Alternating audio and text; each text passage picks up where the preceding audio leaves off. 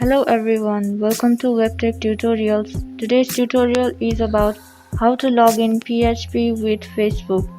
Before moving on, if you have not subscribed to our channel, hit the subscribe button to WebTech Tutorials for our helpful web videos. Well, PHP is a programming language that allows web developers to create dynamic contents to interact with the database. If you want to log into PHP with Facebook account, you can download the PHP from the Play Store. Download the Learn PHP application and tap open the application. You can see there are many sign-in options. So at the bottom, go to sign in with Facebook. That will take you to the login page with Facebook in PHP. As you are logged into your Facebook account from your Facebook application, PHP will ask to access to your Facebook profile for your name, email address, so you can give access by tapping on continue as username button. And therefore PHP application will get into your Facebook profile and take the information required to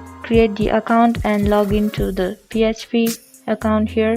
Then you can start getting access and learn from the PHP with your account. In this way you can log into PHP with your Facebook account. I hope this video was helpful to you guys. So like our video.